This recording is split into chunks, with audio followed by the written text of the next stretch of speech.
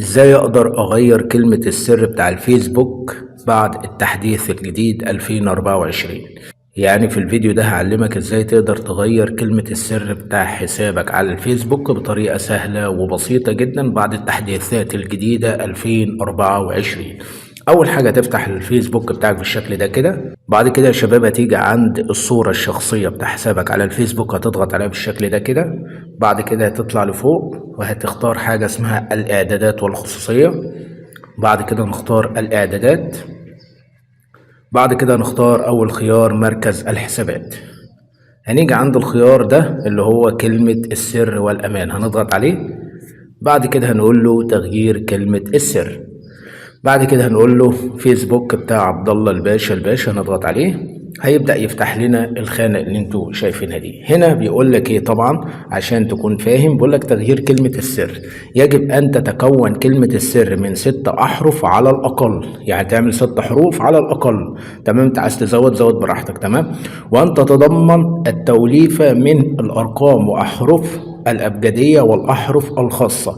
يعني بالبلدي كده هو بيقول لك هتكتب كلمة السر، هتكتبها مثلا حروف كبيرة، حروف صغيرة، أرقام، رموز، الكلام ده كله. يعني مثلا ممكن أجي أكتب كلمة السر بتاعتي أحمد مثلا، بعد كده وأعمل حرف الإيه كابيتال، بعد كده أعمل 22، بعد كده أعمل شباك وأعمل مثلا وليكن حرف الإيه سمول. تمام؟ وهكذا. يعني انا بديك مثال تقدر تعمل حاجه زي كده او مشابهه لكده. تمام؟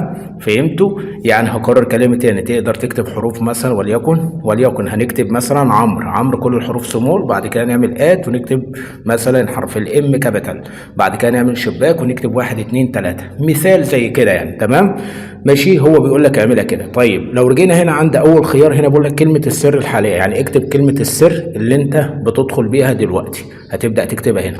بعد كده هنا بيقول لك كلمه السر الجديده، هتبدا بقى تكتب كلمه السر الجديده اللي انت هتغيرها. تمام؟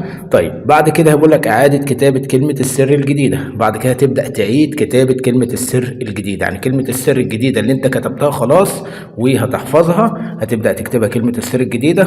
بعد كده تبدا تعمل اعاده كتابه كلمه السر الجديده.